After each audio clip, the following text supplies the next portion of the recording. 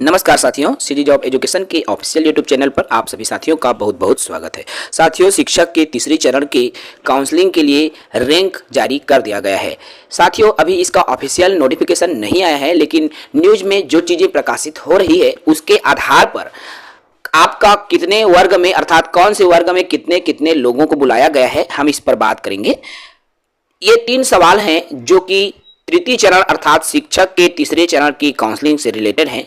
कौन से कैटेगरी में कितना बुलाया गया है, 400 बचे पद बढ़ा या नहीं बढ़ा अर्थात तीसरी सूची में जुड़ा या नहीं जुड़ा, कितने लोगों का नाम आ रहा है, इस पर मैं बात करूंगा। जो साथी नए होंगे हमारे YouTube चैनल को सब्सक्राइब कर लेंगे। जैसा कि आपको ये जो दिखाई दे रहा है देख सकते हो, कल की ही न्यूज है, कल की ही अपडेट है। इसमें तृतीय चरण की जो ऑनलाइन काउंसलिंग है उसमें 1001 अभ्यर्थी को बुलाया गया है और जो 1001 अभ्यर्थी को बुलाया गया है उसमें 889 अकेले अनुसूचित जनजाति के हैं साथियों, अर्थात एसटी कैटेगरी के 889 लोगों को बुलाया गया है। अनुसूचित जाति में 23 का नाम आया है और अन्य पिछड़ा वर्ग में 80 तथा भूतपूर्व सैनिक में 9 अभ्यर्थियों का नाम आया हुआ है। यहाँ पर अनारक्षित के जो कैंडिडेट हैं उनका नाम नहीं है। कहने का तात्पर्य है अनारक्षित के पद पूरी तरीके से भर चुके हैं, उनमें कोई रिक्त पद नहीं है। और ओबीसी की बात करें तो द्वितीय सूची जब आई थी तो ओबीसी मुक्त में सीट बचा हुआ था। उसके बाद ओबीसी महिला में आपका देखिए, ओबीसी मुक्त में द्वितीय सूची में सीट नहीं था लेकिन ओबीसी महिला में बचा था। इस बार अब 80 सीट ओबीसी में आया है, वो मुक्त में है, महिला में है, किसमें है, जब ऑफिशियल नोटिफिकेशन आएगी तब चीजें स्पष्ट और साफ तौर पर क्लियर हो जाएगी। सवाल यहां पर आके रुकता है साथियों कि आखिर जो 400 पद की बात की जा रही थी, 400 पदों की जानकारी प्राप्त हो रही थी, उसको हम समझ रहे थे, आप समझ रहे थे कि ये जो 400 पद हैं वो सभी केवल और केवल ओबीसी वर्ग के लिए है।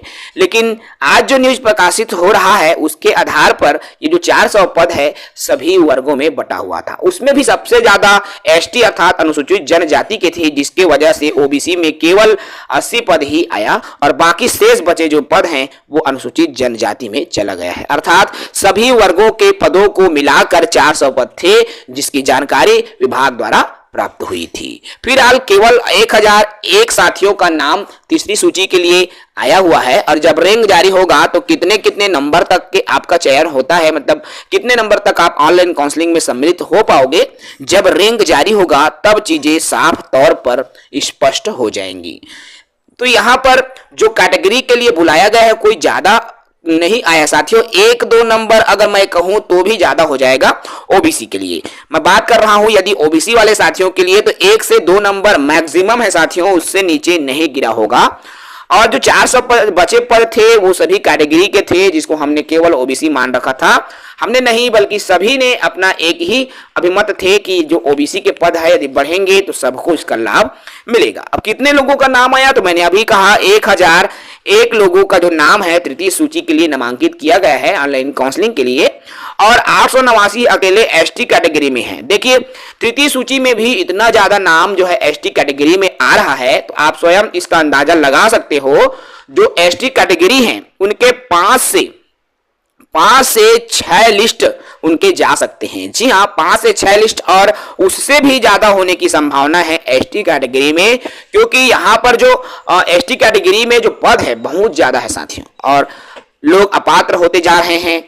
ऐसी स्थिति में एसटी वाले जो साथी हैं उनके लिए और नीचे गिरता चला जाएगा। तो इस वीडियो में इतना ही। आई होप आपको ये वीडियो देखने के बाद ये 400 पदों के संबंध में आपकी कोई समस्या नहीं होगी, क्योंकि 400 जो पद हैं वो सभी वर्गों के लिए निर्धारित था, जिसको हमने केवल और केवल ओबीसी के ही पद मान रखा था। चलिए इस वीडियो में इतना ही। जय हिंद, वंदे मातरम।